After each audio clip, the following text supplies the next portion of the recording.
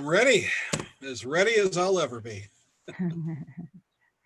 That's terrific. All right. Well, I'm going to just introduce you, and then we're really excited to have you here. Thank you so much for presenting this work. It looks like there's a lot of interest. So I hope that feels good, because this is a great turnout tonight. The pressure is on. Oh, come on, dude. All right, here we go. John Edwin Mason is a photographer and historian who teaches African history and the history of photography at the University of Virginia. He is at work on a book about Gordon Parks and serves on the board of directors of Everyday Projects and Women Photograph. Welcome, John. Thanks, Lori. That was great. I like short introductions. Gives me more time to talk. I've set a couple of timers that are going to eject me out of my seat if I go on for too long. So I think we're good. Okay, folks. So Ms. Lori? Do you want people to, I'm going to mute people while you present, and then I'm muting people during the presentation because sometimes we don't know about different sounds that are happening, but right. I think John's going to stop in between. And so if you feel comfortable raising your hand and unmuting yourself, or if you want to just come in, if there's a space for that, please feel free. Yeah. Feel free. You can unmute yourself when it's appropriate. Thank you. Yeah, that's right, Lori. As we said, I'm going to stop twice during my talk to open up for questions. And I'll say, okay, I've stopped, and does anybody have any questions? It'll be pretty obvious. And so they can ask questions out aloud, or they can put it in the chat, right? Correct. And you're gonna handle all of that. Correct. So I don't have to look for raised hands. Nope. Okay. I got you. All right. Let's get going. I'm working on a book about Gordon Parks. Gordon Parks, as most of you know, was a great photographer, but he was many other things. He was a filmmaker, he was a writer, he was a poet. I'm not writing about those other things. I'm going to look specifically at his photography. And as a photographer, he did a lot of different things as well. He was, among other things, a very fine fashion photographer. He was a very fine art photographer. I'm not actually that much interested in that kind of photography. I'm looking at his photojournalism. And in particular, I'm looking at a series of photo essays that he published in Life magazine on the topics of poverty and race. And the argument of the book is going to be that he was one of America's most influential interpreters of African-American life and culture during the 1940s, 50s, and 60s. And that's because of the power of his photography, the text that he often wrote to go along with his photographs and his photo essays, and also because he was working for Life magazine. And those of you who remember Life magazine know that there's nothing in the media landscape like it right now. It was a magazine that everybody saw.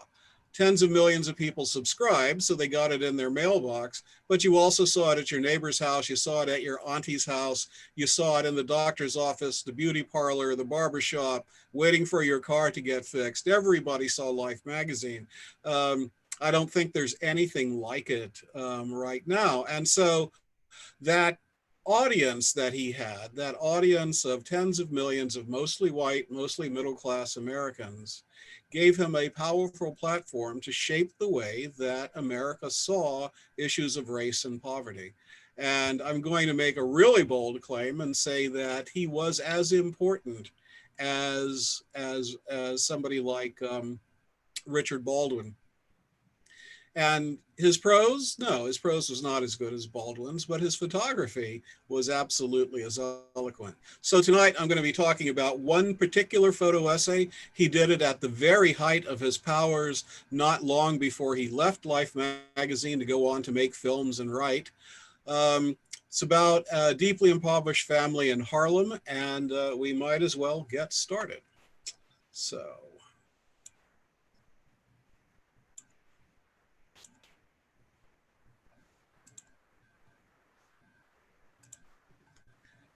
I'm going to start with a prologue, as you can see. And I'm actually going to read this to you. I'm not going to do very much reading tonight, but I want to read this. It's been more than 50 years since the first Black journalist appeared in mainstream American newsrooms. For all of that time, Black journalists have made meager demands. Please hire more of us. Please pay us the way you do our colleagues. Please allow us to ascend to leadership roles. Please consider our opinions about how accurate and fair coverage of all communities, especially our own, can be achieved. Collectively, the industry has responded to generations of Black journalists with indifference at best and open hostility at its frequent worst. Wesley Lowery, New York Times, 23 June, 2020. You know, I can't do a talk like this without in some way acknowledging that we are in the era of Black Lives Matter. We have gone through a spring and summer of protest. We're also in a time of reckoning for journalism, for universities and colleges. All kinds of reckoning about race, gender are happening throughout the United States. And this is something that I kind of wish Gordon Parks had lived to see, because he fought a long and very lonely battle. When Parks was working for Life, he was the only African-American editorial employee, the only one. I can say he was the only African-American employee above the level of custodian at Time Life. He talked about it a lot. He talked about the loneliness of his position. Nevertheless, his achievements were colossal. I'm going to talk a little bit about that. I always start by saying thank you. And so thank you, Lori, for asking me to do this tonight. The Gordon Parks Foundation, which is the custodian of his legacy, has been immensely helpful in all of my research. Gordon Parks' papers, that is everything other than his photographic material, is out at Wichita State University, and the librarians out there are fantastic. And if any of you know Jessie Newman, tell her I thanked her during this program. I have lost track of Jessie. When she and I did research on this very photo essay, she was freelancing in New York, and she did some work for the New York Times on this topic, and we shared information. And so if any of you know Jessie, I think she's in Chicago now, tell her I say thank you. So I'm going to be talking about a photo essay on a family called the Fontenelles that appeared in this issue of Life magazine. Life in 1968 devoted an entire half issue to the problems of the city.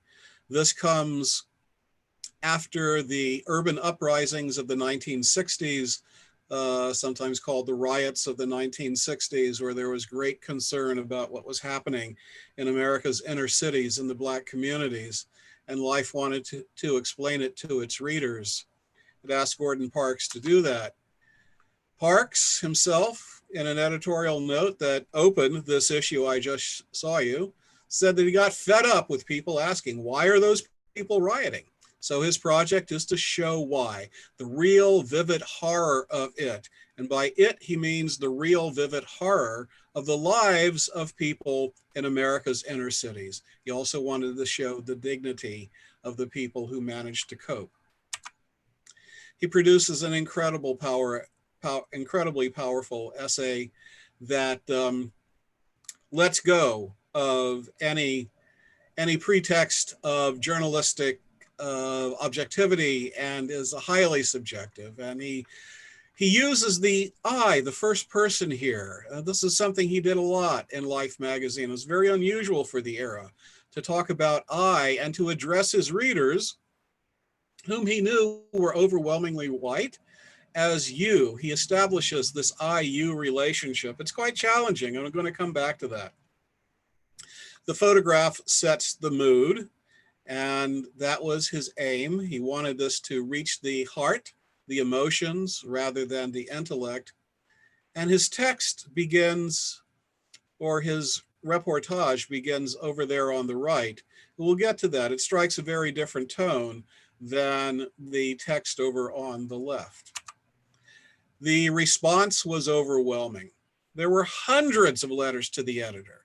Life printed nearly a full page of letters that were addressed to the editor about just this photo essay. but there are hundreds in the archive at Wichita State University. I've read them all. I'm going to show you a small sample of them. They were overwhelmingly positive, and many of the readers wanted to reach out to the Fontenelle family and help them in some way. Many sent cash along with their letters. It's very remarkable. There was this outpouring, and yet the story, well, it has a tragic coda, and it was something that Parks could never let go of. The story never let go of Parks. I'm going to be talking about that as well.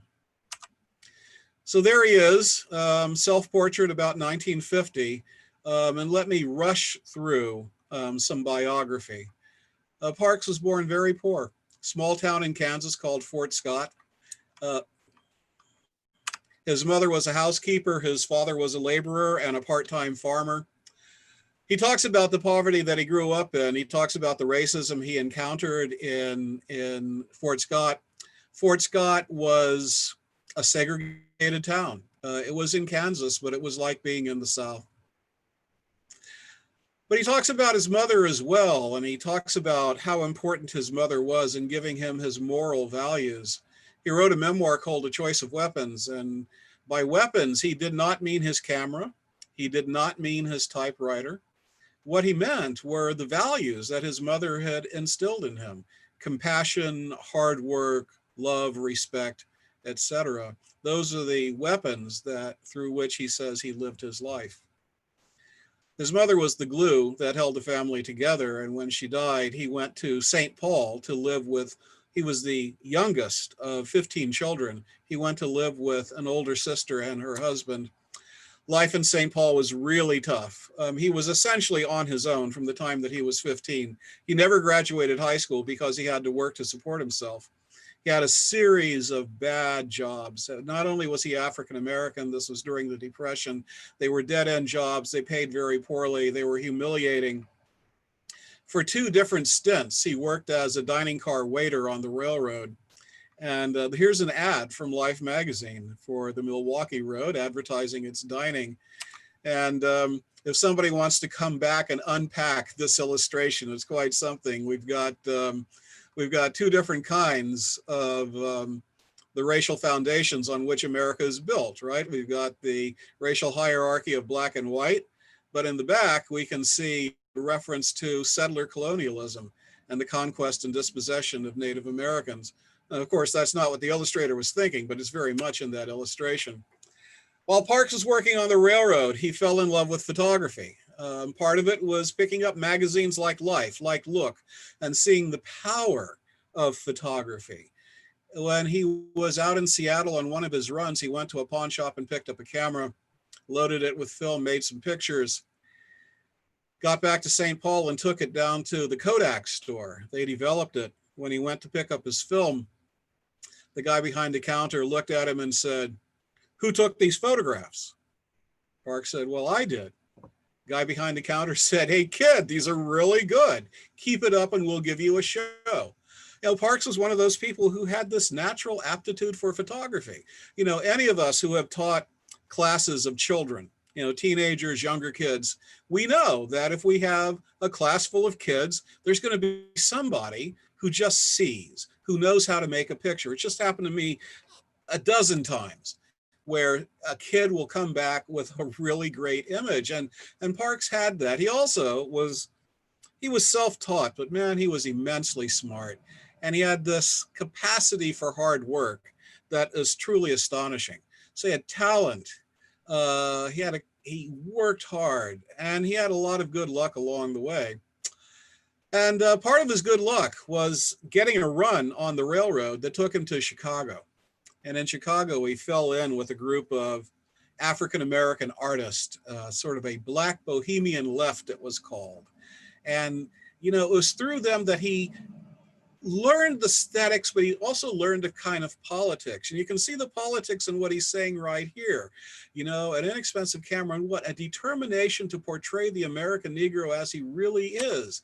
determination to portray the, you know, he's interested in the politics of, in the politics of representation and visual representation, you know, before he even gets going as a professional photographer. And where did he learn it? He learned it in Chicago, because he fell in with these group of folks at the South Side Community Arts Center. That's Gordon Parks, by the way, Natalie dressed back there wearing glasses. And during the question period, you can ask me why Jack Delano just happened to be at the South Side Community Arts Center and why he was taking a picture with Gordon Parks right in the middle.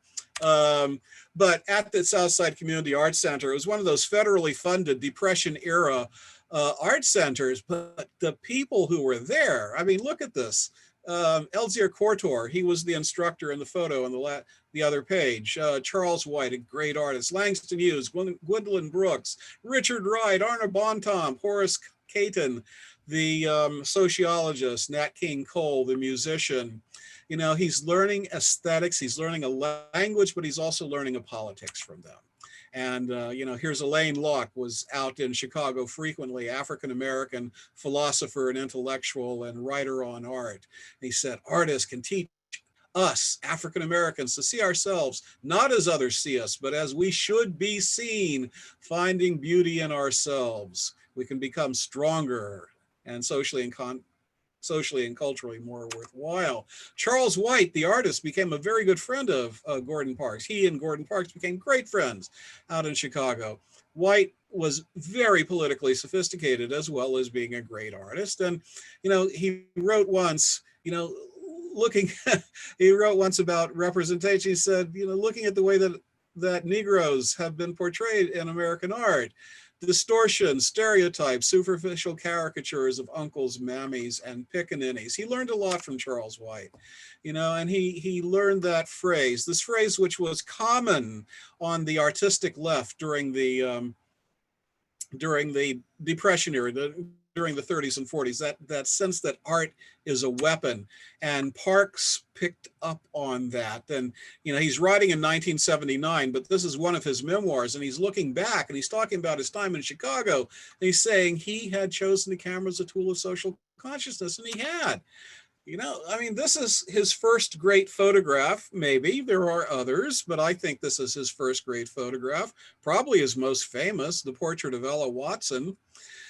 He made this right after he left Chicago. He left Chicago with a fellowship from an outfit called the Rosenwald Fund, and Rosenwald Fund sponsored African-American intellectuals and artists to go off on a year of study. And for Parks, it was doing a kind of internship at the FSA.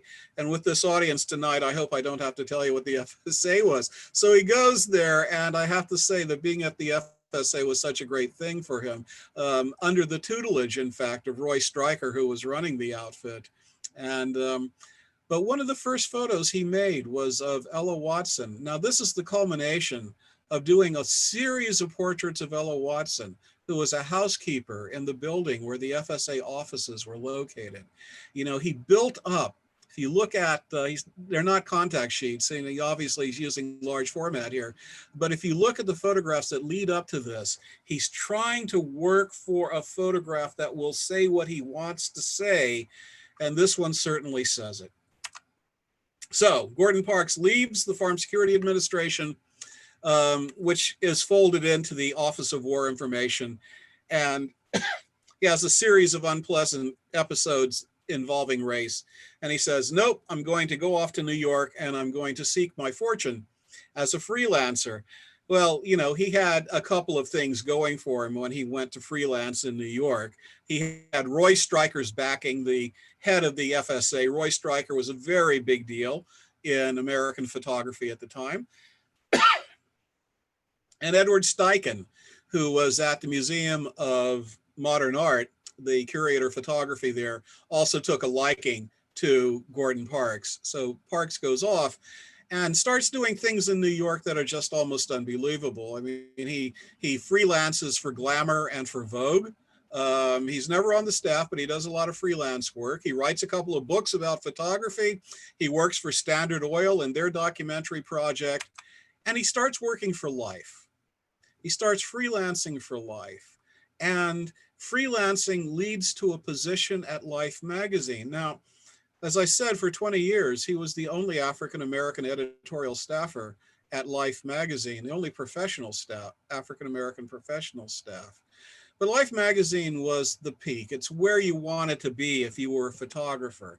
The pay was great, the expense accounts were unlimited, but the main thing is that you were in the most prestigious photographic magazine in the United States. It was oversized. The photographs were huge. And so there's Parks. And it's one of those things about his career that you can almost not believe it was possible for an African American to do this. Now, this is not his photograph, but I want to show you this issue of Life magazine because it shows you the range of things that he was doing for Life. So the first thing you get is a collaboration with the great novelist Ralph Ellison. That's a visualization of Ralph Ellison's novel Invisible Man. And it's a very clever visualization because sometimes it's literal, as in this scene, but otherwise he's trying to evoke the kind of surrealism that permeates that. I have to stop and say that Ralph Ellison and Gordon Parks were at this time very close friends, so the collaboration made sense. That's not the only thing he has in this same issue. Parks was a good fashion photographer. You know, nobody's going to claim that he was an innovator in the way that Avedon or Penn were innovators, but he was very, very good. This is typical of his style. He always liked to shoot outside. He had this capacity to create this kind of informality. Designers loved him because he showed off the clothes so well. He did fashion throughout his time at Life. And I have to say he loved it. He loved it. He loved fashion. And he loved working with beautiful women. He liked that too. But the other thing he does, he's got three things in this one issue. And this is, somebody said, we're doing a story on Calder, Alexander Calder, go make a picture. And you've got to make a picture that capture the man, but also capture his mobiles. And how are you going to do that? How are you going to photograph these things? Well, he figures it out. You know, he puts it against a black background. That's the most important thing, because now we see the sculpture and nothing else. And the colors really pop. And we get a sense of their dynamism. So Parks was incredibly versatile, and you had to be at Life, but the photo essays that I'm interested in are the ones that have to do with race and with poverty. And these are the ones that so powerfully shaped the way that Americans saw race in the 40s, 50s, and well into the 60s. So starts with this, Harlem Gang Leader. This is a story on segregation in the South, focuses on one particular extended family. Poverty in Brazil, in a favela in Rio de Janeiro. This is another story that generated this outpouring of response from Life's readers. And this is also when Parks begins to write for the magazine. It includes his diary here. This story on what were then called the Black Muslims, the Nation of Islam. This story really shook people. It was in 1963 when the nation was considered this deeply threatening outfit that was going to, well, white Americans didn't know what, but they were really afraid of it. And it includes Parks' own account of being part of the Nation of Islam for the 3 months that he worked on the story and getting very close to Malcolm X. Malcolm X and eventually asked Gordon Parks to be the godfather of one of his children, and Gordon, of course, accepts. You can get a sense of Parks' position at Life magazine. He was their white folks whisperer when it came to issues of race. And, this is a really clunky headline, but it's a really very interesting story, because Parks is also doing the text here. This is right after Malcolm's assassination. He's talking about Malcolm the man and trying to demystify all the horrible myths that surrounded him. He did 2 stories on Muhammad Ali. Muhammad Ali wrote a poem for Gordon Parks. He did. He did a story on Stokely Carmichael. After the Martin Luther King assassination, Parks did not take pictures at all at the funeral. These are not his pictures. This is his essay, and it's fiery, it's angry, it is very direct. It's pointing a finger at white America, saying this is a man who did everything you said you want peaceful, a man of love, a man of peace, a man of nonviolence, and yet you shot him down. The fire comes off the page. This is the last of his great photo essays. This is on the Black Panthers. And that is his photo over there on the right of Eldridge Cleaver and Kathleen Cleaver. He was a novelist. You know, he had his sights on bigger things than Life magazine, I have to say. He eventually becomes very, very famous. He's, because of his novels, his movies, people remember Shaft. It's not his best movie, but it's the one that made the most money. And he wrote memoir after memoir after memoir. And that's good for me, who's researching his life. Okay, so I'm going to stop right here and say, are there any questions so far? There are.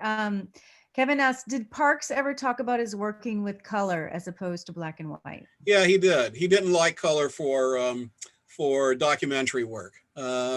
There's a really wonderful quote in an interview where he says, "Color makes poverty look too nice." Yeah, he did do a story, story on segregation in the South. He shot it in color.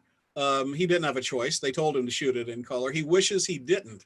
And interestingly enough, when he republished the photos in his own photo book, he had them transformed into black and white. All right. If anybody wants to unmute themselves, feel free if you have a question for John.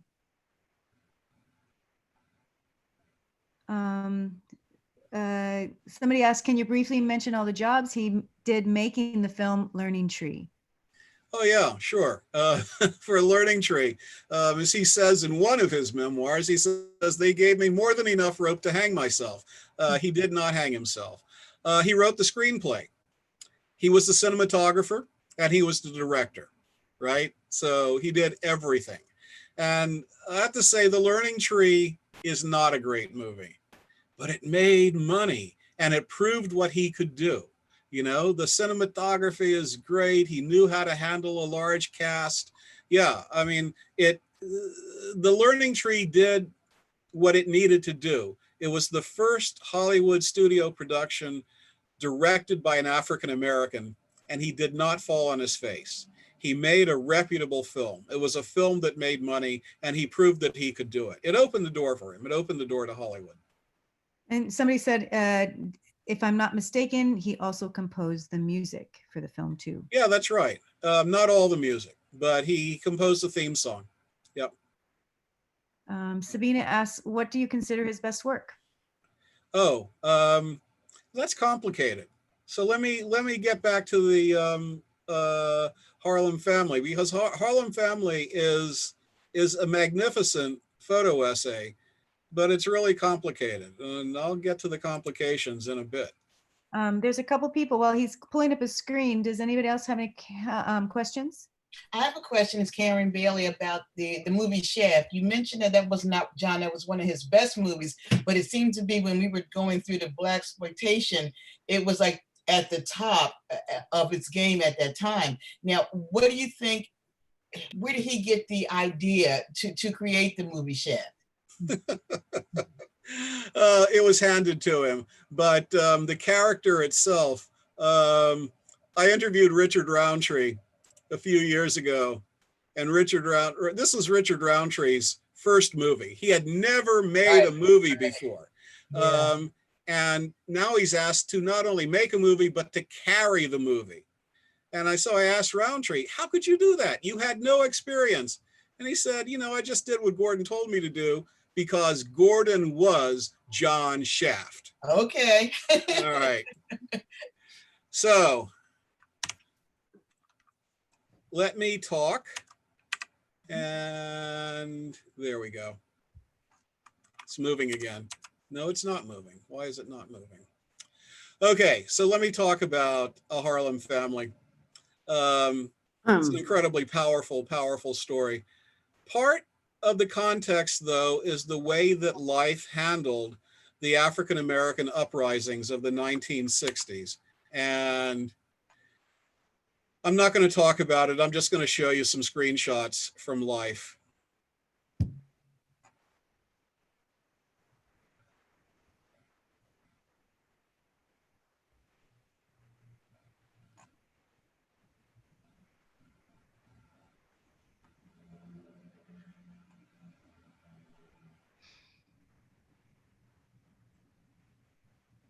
So let me tell you the worst of it. Now, obviously, the coverage is grotesque and very obviously racist, but that's not even the worst of it.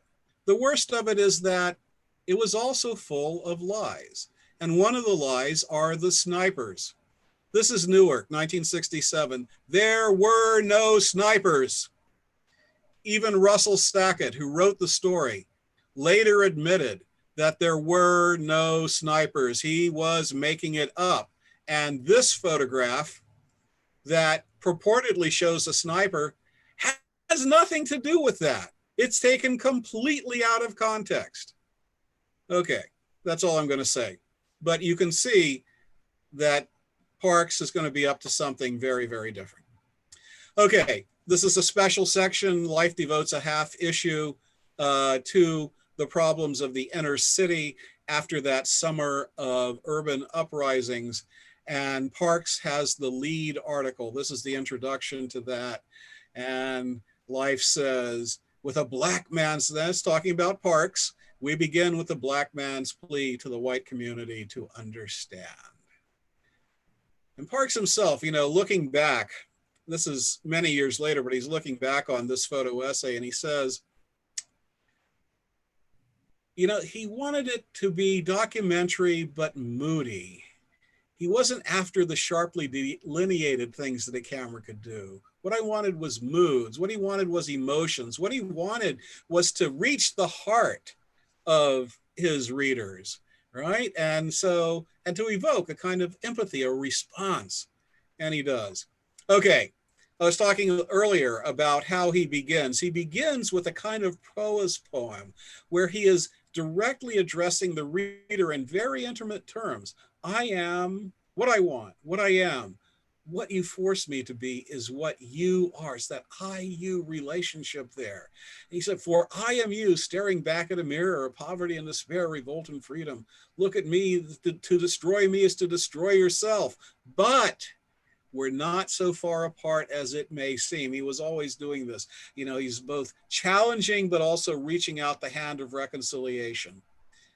Here he's borrowing a line from Langston Hughes. I don't know if he paid Hughes for it. I too am an American. I too am America. America is me. It gave me the only life I know. There's yet a chance for us, that's us, that's a typo there, to live in peace beneath these restless skies. There's the picture of Norman Fontenelle, the father of the family. But then the tone really shifts. And this is his text here. The coming of winter is a bad time for Norman Fontenelle Sr. Just been laid off his job. There was no money left. None of his kids had winter food. It's awful, he said, squinting through eyes that are always bloodshot. One of the things that we're going to find out about Norman Fontenelle in Parks' telling is he's a man who has been beaten and destroyed by the conditions under which he lives. Now, Parks' photographs convey this mood. They're dark. You know, there was a word at Life, a term that Life's darkroom used, and when a photographer wanted these really, really deep, murky blacks, he'd tell the darkroom to say, print it heavy. And they printed it really heavy throughout this photo essay. But this is the effect that Parks wants, right? He doesn't want it to look pretty. He wants it to look grim. He wants it to look gritty. You know, he wants it to be a little obscure. He wants you to have to squint to see what it is. And he's going to describe the building. It was on the corner of 123rd and 8th in Harlem. 8 children, eight children, father and a mother. There were 2 older children. 2 of Bessie's older children did not live in the house. But here he's describing who's in the house, and that bad-tempered dog named Towboy and a cat, both of whom are really there to keep the roaches and rats in check. He's really creating this mood. Bessie is going to turn out to be the hero of the photo essay. And there's Bessie, and this really, it's not a posed shot. She's there at essentially a welfare office with some of her children. But the arrangement of getting the children all sort of lean into her. Parks was shooting 35 by this time, and I've seen the contact sheet. He made about 8 exposures to get it just right, and it is just right. You know, it references the pietà, right? The mother and the child, you know, so powerful in Western art. And the grit and the grime is constantly a part of this. Bessie Fontenelle appears to be strong, especially in the early part of the day, but she collapses into herself. You know, all this needing and wanting is about to drive me crazy. The burden that she's carrying. Now she tries, and the kids try. You know, in the printed version of Life magazine, what you would be seeing is much larger than it appears on the screen. So these photographs, you know, they're palpable, they're powerful. If somebody's holding the actual physical magazine, and here he's telling you that, you know, the children are trying, they want to do their homework, there's no heat in the house, they have to stay under blankets trying to keep warm, they're doing their best, they're doing everything they can, but man, it's just poverty is crushing them. And here the text says that they lay on their sheetless bunks, fully clothed under blankets, fighting the cold, trying to do their homework. Bessie insists on it. And in the quieter moments, he lightens up a little bit, because this is one of the times where he'll say that the house, this shotgun flat 4th floor walk up in Harlem, seems to be filled with love. The boy on the left is Richard, and Richard's going to come back, so please remember him. He's the youngest, and I believe he was 3 at the time. Bessie tries to give warmth to this house, but it remains a prison of endless filth. And you get the sense of that. It's a really claustrophobic photo essay. We rarely get outside of the Fontenelles' apartment, and when we do, we're still up close, we're still uptight. Over there on the left is Harry. Harry is Bessie's child from a previous marriage. He's in a drug rehabilitation center, but he's not doing very well at all. Norman Jr. is the 13-year-old. His eyes have the hard glint of black men in Harlem. He's already primed for some kind of action, aggressive, determined, powerfully built. But this hostility is balanced by overwhelming tenderness at times. So he's telling life's readers that here's a boy who's posed to go in one direction or another, that, you know, that if you perhaps reach out, if there's something that you can do, the side of him that lifts his little brother off the floor and smothers him with kisses will come out. This is over on the left, that is Norman Fontenelle Jr. But sitting on the hospital bed is Norman Fontenelle Sr., and he's in the hospital because Bessie put him there. He got drunk, he beat her up, she'd had enough, and she poured scalding water on him. And Parks arrives at the Fontenelles' home. Sorry.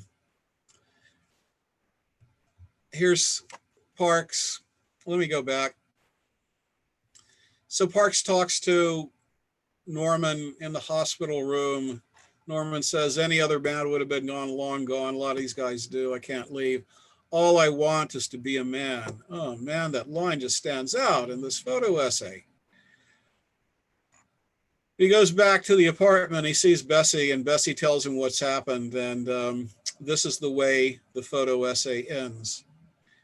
Not with any words, but this is a double truck, 22 inches across if you hold it in your lap. Incredibly powerful. That's Bessie, and that's little Richard. You know, it's not a narrative, it's a mood, it's a set of emotions. So as I was saying, the reader's response was overwhelming. How many wept tears of frustration as I did? Where do you begin? How does one begin? Vista volunteer. I was overjoyed and saddened because the situation's so bad, overjoyed because somebody hopes and cares. I thought there was hope, but now after reading this, I see that hope is futile. I mean, you know, the responses were so varied. And some of them were like this. I don't care how poor you are, it's not an excuse for a man to spend money on booze when there's no food for a family of 10. Nor can you paint a picture of a saintly mother, those boiling, sticky vegetable, etc., and so on. I mean, there were some people like this who were saying essentially, you know, that if they didn't breed like rabbits and spend all their money on booze, then everything would be all right. And there were some like this as well from African Americans. Now, most of life's readers were white, but some were African American. Why can't the world show us as the proud race we are? I cannot accept the fact that because these people are poor, they have to be dirty. Wouldn't it be nice for a magazine to show just once the many colored families who strive to maintain a decent place to live and raise a family? Yeah, I mean, you can understand it because at a time like this, representations of ordinary African Americans were few and far between. But most of the letters were more like this. My 12-year-old son is heartsick. What can we do to help this family? I feel so helpless. How can I answer my child's question? And some of the responses were like this.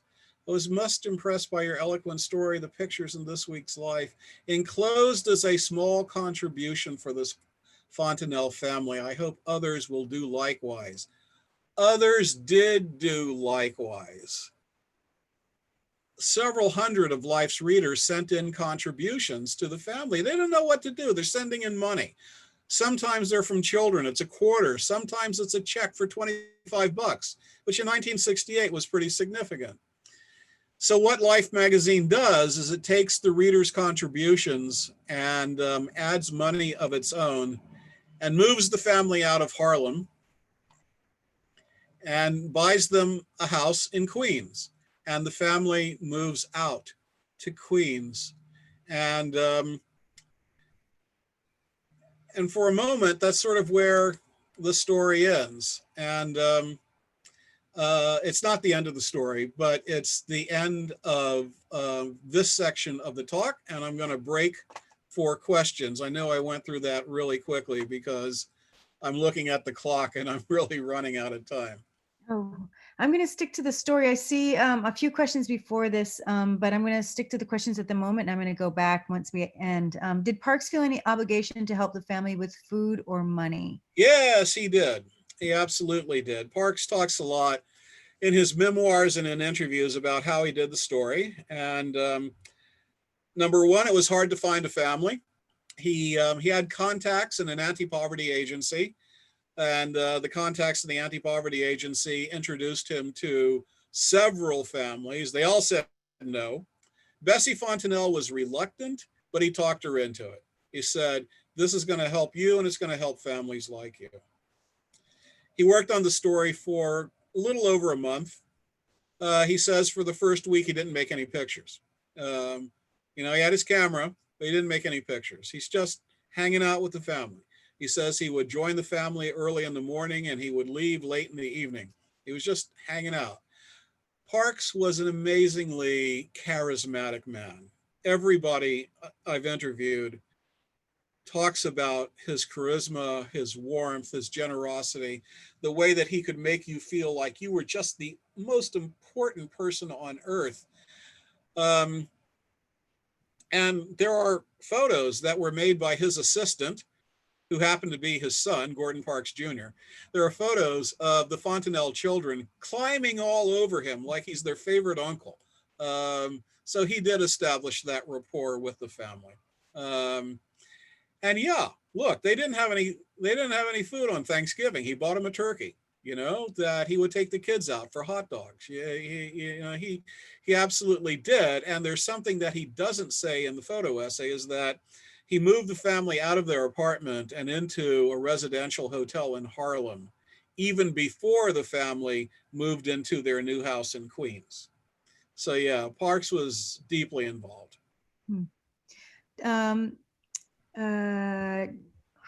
there's a lot of questions. Yes, I'm recording this webinar. How do you juxtapose this photo essay with the film of Chauvin crushing George Floyd? With the what? With the murder of George Floyd. Oh, that's too heavy for right now. I'm going to have to think about that and come back at the end. Okay. Did Parks have the ability to collaborate with Life editors? Did he have any say about how his images were edited and positioned in Life magazine? Yeah, Life, it depended on who you were. And early in his career, Parks had very little influence over what happened to his film. I mean, what happened at Life, you were a photographer, you gave your film to the darkroom, and that was it, right? The darkroom develops it, makes the contact sheets, makes the work prints, sends it upstairs. They choose the photos, they do the layout. No, I mean, photographers had very little control, especially early in their careers. Now, if you became a Bigfoot like Parks, you could make your arguments and you could exercise some control. One of the reasons why Parks started writing is that he knew that if he starts writing and contributing the text, then he has two chances to tell the story the way that he wants to. It's not just the pictures, but it's his text. He fought a lot of battles, but he always stayed with Life. Most of the people on this call will know Eugene Smith, and, Gene Smith quit Life over editorial control, right? And so it was a choice you made. You could fight your battles, you could stay, you could leave. But by the time Parks is doing these stories on the Nation of Islam, on Muhammad Ali, Stokely Carmichael, the Panthers, the Harlem Family, by this time he's a Bigfoot at Life, and he can make an argument and he can often get his way. Great. I just wanted to say, John, if we go a little over, it's fine. I don't want to take, I don't want to like impinge on your time, but don't worry. The next part's pretty short. There are a few more questions, but the next one I think you'll be answering. Did he maintain a relationship with the family well after their move to Queens? Yeah. That's really important. That's super important. And it's exactly what I will be answering. Okay, so let me get back to my PowerPoint.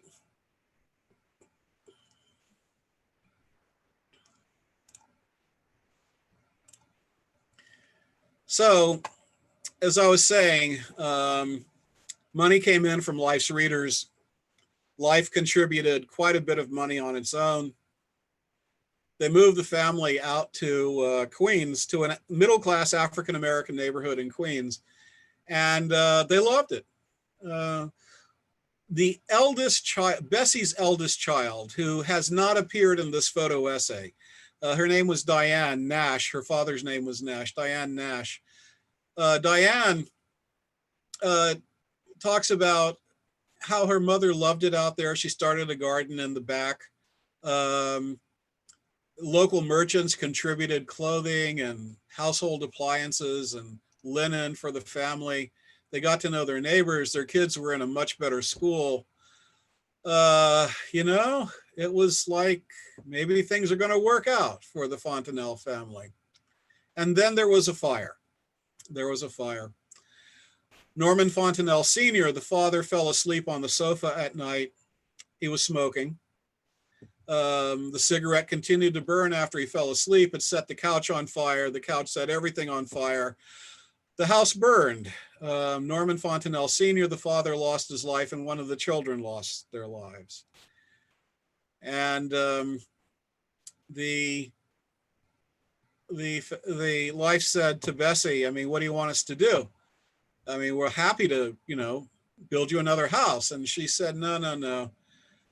Just want to go back to Harlem. And at that point, you can understand why, because even though the move to Queens had been positive in the sense that, it's a nice house, it's a nice neighborhood, it's nice schools, she'd been taken away from things that are invisible in the photo essay. She'd been taken away from her extended family. She'd been taken away from her friends. She'd been taken away from her neighborhood and her support network. And after a tragedy like this, she just wanted to go back to a very familiar place where everybody knew her, and she knew that she could call on them in their time of need. So I want to talk a little bit about the limitations here, because this tragedy opens up a conversation about, well, what are the limitations to this photo essay? And I don't think it has anything to do with the fact that what Parks was going for was empathy. I actually think it's a good thing that many readers were moved to reach out to the Fontenelles. You know, they were moved to want to do something.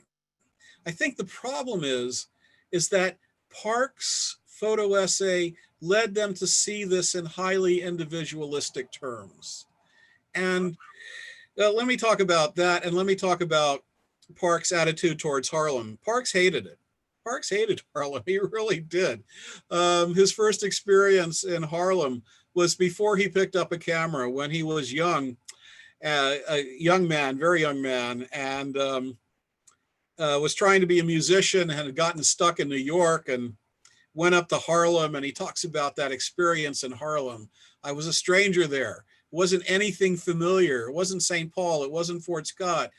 People with dark skins, they nodded at each other in Kansas, but here it was like being cast on an island with kinfolk who had suddenly become alien. He talks about the chill in the air. The stoops were filling with Negroes who were warming. They gathered in groups, their eyes sullen against the morning light. The mood seemed ugly as their clothing. They looked as if all promise had died inside of them. He's talking about his first days in Harlem, you know, as a young man. And, you know, it's a time when, you know, he couldn't find a job. It's the middle of the Depression. You know, he goes hungry. He actually turns for a short while to petty crime. Luckily, he gets out of that and goes back to Minnesota. But that idea of Harlem stayed with him. Here he's talking about when he took this assignment for life to show why people were rioting. He said, you know, the first thing he did was to go back to Harlem and spend a couple of days walking around the streets. And what were they? Streets filled with garbage, Black people standing in hot doorways, hanging from tenement windows, fetid air. I went back to where I used to live. The rats still gnawed the walls at night. Have things changed at all? Yes, but for the worse. It's this very bleak view of Harlem that colors his view of everybody who lives there, including, I think, the Fontenelles. Now, the other place he gets his vision of Harlem is from Dr. Kenneth Clark. Now, Clark, during the 1960s, was a really important public intellectual. He was a social psychologist. So he sort of straddled the line between a sociologist and being a psychologist. He wrote very influential books, including one that was called The Dark Ghetto. And part of his view of Harlem accords with the way that Parks saw it. How did Parks know him? They had worked together when Parks was freelancing for Ebony magazine in the late 1940s. And this is part of a famous experiment that Kenneth Clark did that became part of the Brown versus Board of Education arguments, where he was showing the psychological damage that racism did to Black children. And one of them was offering a child two dolls, a Black child or a Black doll or a white child. And which one will the Black child choose? He'll choose the white one, which shows his self-loathing, his contempt for his own Blackness. So this is a Parks photograph, and Parks also did the reporting on this photo essay and got to know Clark and his equally talented wife, Mamie Clark, another psychologist, very well. So there's this connection between them. And so here's Clark talking about what was called the ghetto, the Black inner city. Despair, inertia, apathy, seething frustration, turbulence, and occasionally overt violence. He's describing it. He's describing the men unable to find stable and meaningful employment. The central Harlem male cannot carry out his role as a husband and father. That sounds just like Norman Fontenelle. What did he say? All I want is to be a man. Here's Mamie and the children, the strain placed on the mother and the older children attempting to compensate for the ineffectiveness of the absence of the male head of household. disrupts relationships. And what does it do? It produces apathy, despair, frustration. It's almost as if in sociological terms, Kenneth Clark is describing Parks's photo essay. But Clark didn't stop there. That all of this, he used the word pathology, these social pathologies that people in the ghetto displayed. What were they created by? They were created by white society. The dark ghetto's invisible walls have been created by white society, by those who have power, both to confine those who have no power and to perpetuate their powerlessness. So he's pointing it right back to structural racism. Here he goes again. Dark ghettos are social, political, educational, above all, economic colonies. They are, African Americans are a colonized people. Their inhabitants subject people, victims of greed, cruelty, insensitivity, guilt, and fear of their masters. Here's a perspective that, in fact, Parks didn't take on, right? That, here's Clark moving past those individual pathologies to what's wrong with society that creates situations that the Fontenelles are in. The Fontenelles, their situation was caused by these intersecting forms of oppression, racism, patriarchy, class oppression, those structures of oppression that were invisible in the essay, and I think also invisible to Gordon Parks.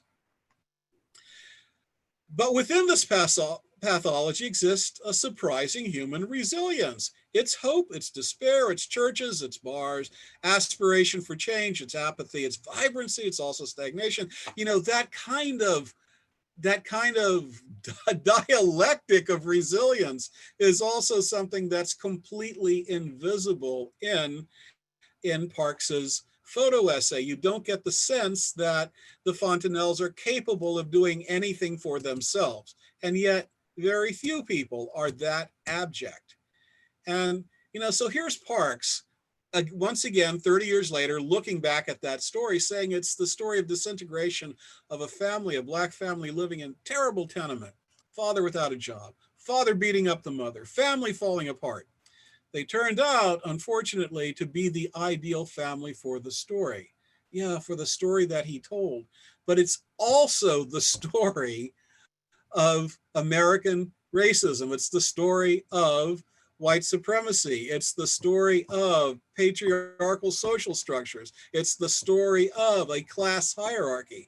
And it's that other story, that larger story, that not individual story that Parks isn't telling. Now, obviously, it's not just Parks, because here's Robin Marie Averbeck talking about the way that Americans basically have a hard time dealing with this. And she's generalizing, of course.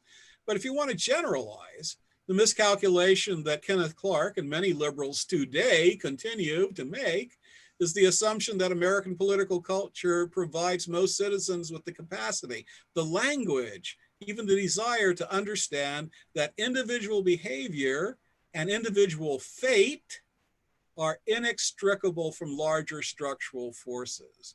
And it's that invisibility of the larger structural forces that led life's readers to want to do something individually for the Fontenelles without asking, wow, is there something that we can do for all of the Fontenelles? Is there something we can do not just for this individual family, but something that will change things for all families who find themselves in the same situation?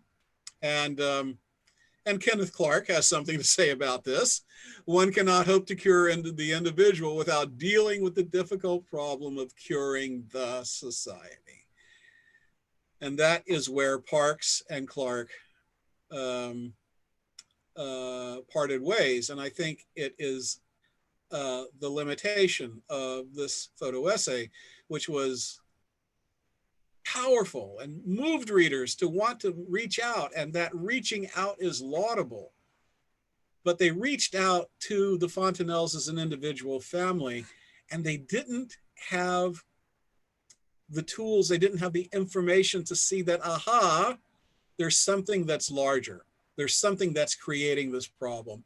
And what can we do? It's difficult. It's hard, as Kenneth Clark says.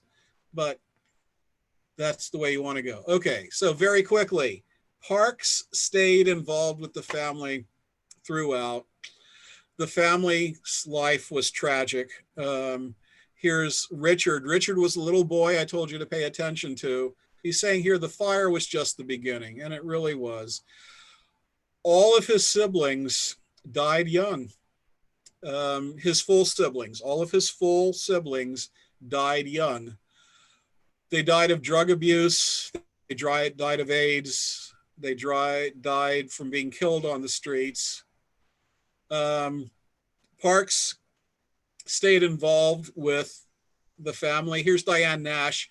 She's Richard's half sibling. She's Bessie's oldest child. She's saying after that, the family just went to pieces.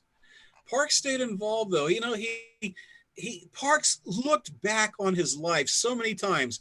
You know, he wrote 3 different memoirs and 1 half memoir. And he's always asking himself questions of, should I have done this? And the answer that Richard, the only surviving child, gave was that, yes, I'm glad you did what you did, because you wouldn't have changed. You know, the family would still have had a tragic life without that story. But Richard's life was changed through his association with Gordon Parks. And so here's Michelle Fontenelle, Richard's wife, frankly, Richard's widow. He loved Gordon to death because Gordon stayed involved.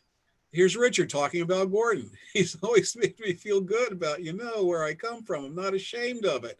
Here's Michelle talking about Gordon was really a source of comfort to him, especially after his mom passed away. I have to stop and say that Parks paid for Bessie Fontenelle's funeral, and he also paid for the funeral of 2 of the girls who died in their 20s. It's that final link with the family. The level of respect he had for Gordon, you know, that they were in constant contact, that you know, Gordon was a father figure, that when he had a question, when he needed help, it was always Gordon, and Gordon was always there for him. And not just Gordon, because Michelle says that when Gordon wasn't around, Richard would call up Tony Parks. Tony was Gordon's middle child, his only daughter. And Tony would try to help Richard out. And Richard had built a decent life for himself. He worked in maintenance at Columbia University. He was also he ran a music studio on the side. But he died at 48. He died at 48 of a heart attack. And here's Michelle. She was interviewed by Jesse Newman, and I'm relying on Jesse's interview here. Richard lived beyond Fontenelle years. He was almost 50. He did so much beyond what they ever expected to, and he really did. He built a decent life. No one would have expected to see him living now.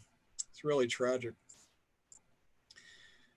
So Diane Nash, Richard's half-sibling, Bessie's oldest child, looking back, saying, they all wanted love. We all wanted love. I wanted us to be a family.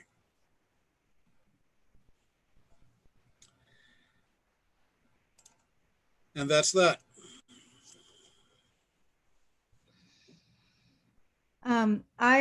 Because it's after 8, I wonder if you would be able to have 10 extra minutes to answer some questions and go into a dialogue with some of the good people that joined us tonight. Yeah, look, I'm really sorry, you know, but there was a lot to fit in, and so it ran long, and of course, I will stay. No need to apologize. It was an amazing presentation. Thank you so much. The one thing, Lori, I do want you to do is I want you to call the college in and order me a medium extra cheese, sausage, green pepper pizza, and have them send it right over. In Charlottesville. Yeah. Dude, I can't do two things at once, but I'll do it as soon as we hang up. All right. Well, we'll answer questions then. So there are a lot of really amazing questions, and I'm going to, if it's okay, be a curator a little bit here. Well, that's your job, Lori. Ron Tarver brings up a question. How can a photo essay address all the things that Clark mentioned? I think that that's a dialogue, that might be useful. Yeah, it's really huge. And it has to be a dialogue. I don't have the answer to this question. And it's something that Parks was aware of. One of the things that he says he learned from Roy Stryker is that it's really hard to show why. You can show the consequences of racism. You can show the consequences of poverty, but it's really hard to show how do you photograph structural racism? What does structural racism look like, right? And yeah, it's a problem that I know photographers continue to wrestle with, right? So how do we move from this individual who is suffering? How do we move to the larger causes of that suffering? I will say that even if it's hard to photograph, it's not that hard to write about. And the one thing that Parks did not do in his text was take this as an opportunity to point out that, okay, so, what we're seeing here is not the consequences of individual failings. What we're seeing here are the consequences of things that are much larger and much more powerful than these members of the Fontenelle family. Michelle, I see your questions and there's a lot of them. I want to just do one thing before we get to your conversation about the current social movement and the reactions to the murders of people by police. But there's a question from Regina. I wonder how the story would have been presented in a Black publication or with Black editors working with Parks. I think it would have been a different story. What do you think? Yeah, I think it would have been different, very different. Ebony was the only Black publication who was likely to do something like this, the only Black publication who had the resources to do extended photo essays. It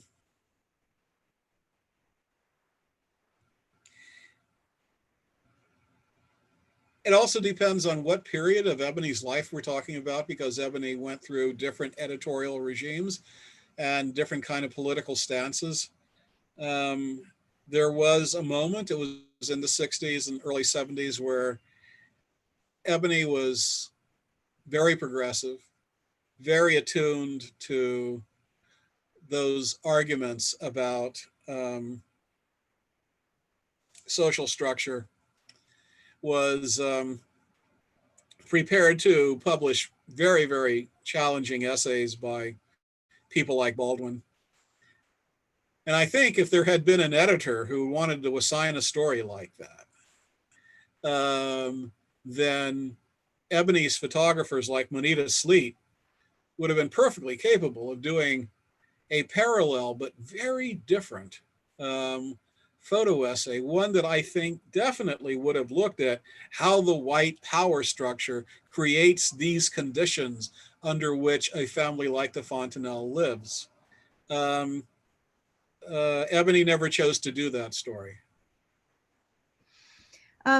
Michelle, I see you're saying bravo to us. Thank you so much for all your questions. The final thing I'd like to do is combine yours and Carolyn's comments.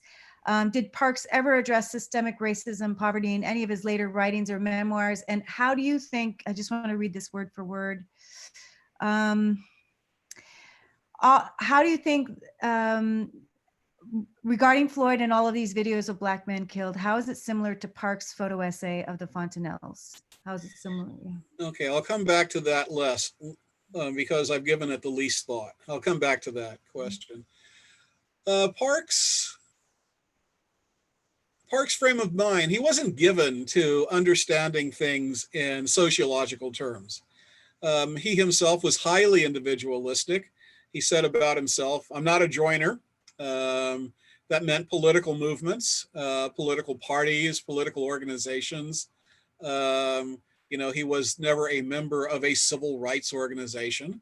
Um, I think he enjoyed being a free agent. And I think that he fit uncomfortably into organizations and into organizational hierarchies. He was also somebody who was immensely successful in the existing American social structure. It was a social structure within which he had flourished. He very, he was still in his 30s when he joined the staff of Life magazine. And as I said, Life was, for many photographers, the pinnacle. They didn't want to go beyond that. It paid extraordinarily well. You got an unlimited expense account as well. If you were working on a big story, you would go away for 3 months to work on it. You had time, things that photographers today can't even imagine, good pay, expense accounts, and time. Those are 3 things that you don't have now. So Parks became famous at Life magazine. Once he started making films, he became a celebrity and he became wealthy, so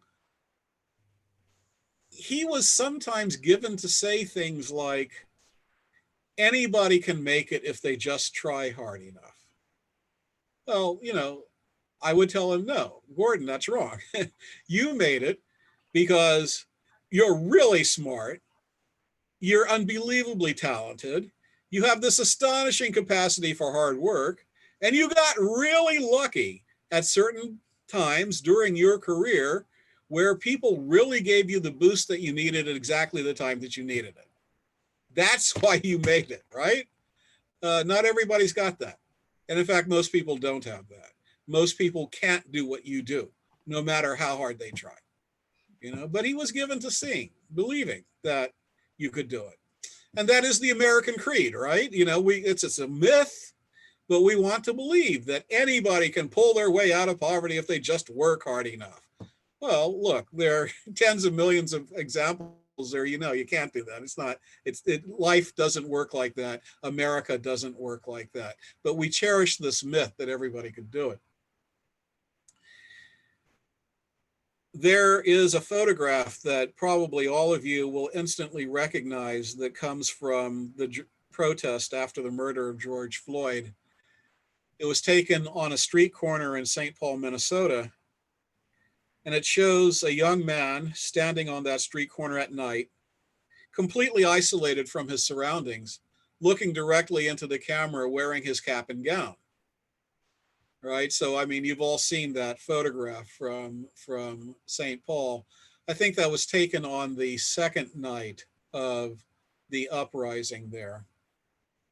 And that young man, if you've read interviews with him, he said that, I'm wearing my cap and gown because I just wanted to show another side of blackness, another side of what it means to be a young Black male. He had just graduated from high school. And he was aware of the kind of representation that is pervasive in American visual culture. And he wanted to challenge that kind of representation. What you didn't see is that he was standing directly across the street from a high school, Gordon Parks High School. Gordon Parks High School in St. Paul was just out of the field of vision behind him. It was slightly damaged that night. People broke some windows, and probably people who were just trying to cause trouble actually tried to set the building on fire, and other protesters pulled them away and said, no, that's Gordon Parks High School. We like this high school. This is something we value and cherish in this community. And so the high school was only just minor damage to the high school. But, there is that direct connection between Gordon Parks and the death of George Floyd. The kind of poverty that Parks experienced during his teenage years and young adulthood in St. Paul. He sometimes lived in Minneapolis, in the Twin Cities. You know, that kind of racism, that kind of discrimination, that kind of poverty is obviously still with us, right? And the vulnerability that he felt as a Black person in the Twin Cities. You know, he this is a story in one of his memoirs. You know, he was one night, he's walking down the street, he's about 19, a bunch of white guys are walking down the street. They look at him, they say, hey, let's beat up the N-word. And they beat up the N-word. And Parks, who was a very good fighter and a very good athlete, was defending himself and gets into a wrestling match with one of these white kids, and they go flying through a plate glass window of a shop. And the shopkeeper obviously calls the cops. Cops come along. They arrest Parks, and he spends the night in jail for that. I'm laughing. I shouldn't be laughing. I'm laughing because it's so predictable, right? It is so predictable. And so, you know, policing, the kind of policing that he experienced, you know, I mean, Parks didn't get killed, obviously, but I think that if he had been alive to see what happened to George Floyd, he would not have been surprised. He might have been disappointed. He would have been disappointed. Parks was one of those people who believed that his life proved America was getting better. He believed that his life proved that America was healing itself. And to see the murder of George Floyd, which contradicts some of that, is it's heartbreaking. Yeah. Thank you. Miriam, Julius, Regina, you all have great questions. I don't think we can take them because I want to make sure we respect John's time. I want to thank you so much. I'll take one more. Is that Regina Boone? Yeah. Yeah, well, she's from Virginia. I'm going to take her question, of course. Right on. Do you think he liked being the celebrated, only beloved by white folks? Maybe that impacted his work, wanting to please white people? Yeah, look, his audience, and he talks explicitly about this. When he said, I want to use he had different answers to that business of a choice of weapons. What are his weapons? I said earlier that when he first used that phrase, a choice of weapons, he meant the weapons of his mother: love, respect, compassion, hard work, dignity, self-respect. But sometimes when he talked about his choice of weapons, he meant his typewriter and his camera. And he talks about going to life and why he wanted to go to life. He wanted to address that audience. He wanted that tens of millions of white Americans, because he believed the way to address poverty and the way to address racism was to change the heart of white people. And so the photo essays that he did, it's all about demythologizing Black people, showing a different view of Black people, and about reaching out to the heartstrings of his audience. And a Harlem Family definitely does that. He saw that as his way of fighting racism. And it is. It's a way of fighting racism. But to say that he was only celebrated by white people is entirely wrong. He was beloved within the African American community, absolutely beloved. There's a photograph that was probably done on the occasion of an opening in New York when he was in his 80s, but the entire African American photographic community turns out, and it's like hundreds of Black photographers surrounding Gordon Parks and surrounding him in a way that, you know, that fans surround Beyonce. You know, it was a kind of adulation, you know, that a deep respect for his accomplishments, and a genuine affection for the man.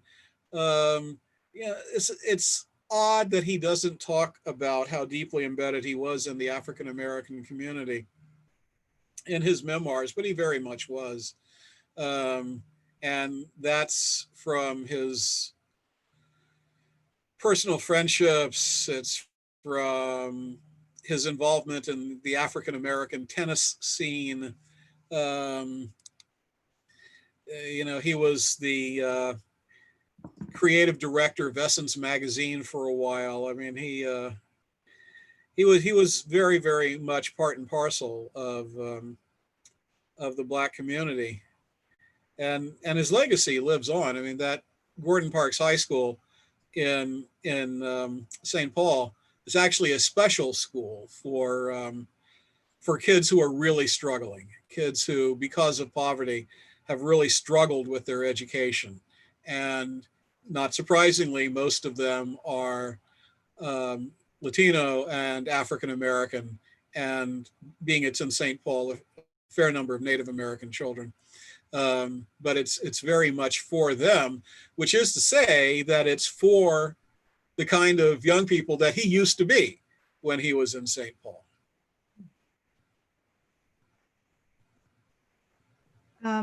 For those of you who want to watch this again or share this with your friends, this great talk, thank you, John. We'll be publishing it on YouTube tomorrow. You'll get a link tomorrow with that, an email with that link, so you can see the talk tomorrow. The questions have been great. I wish that we could get to all of them. Your comments are wonderful. Thank you guys so much for joining us tonight.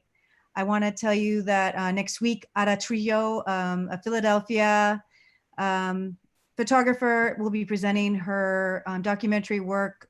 She has been documenting the migrant caravan of 2020 and has been spending a lot of her time documenting the lives of migrants in Mexico and it's Honduras. So next week, Ada will be here, and I hope you can come back and join us. Thank you, John. You can say farewell to all your friends, because it looks like you had a lot of friends in the room. Hey, thank you, folks. Those of you that I know in real life and those that I know only online.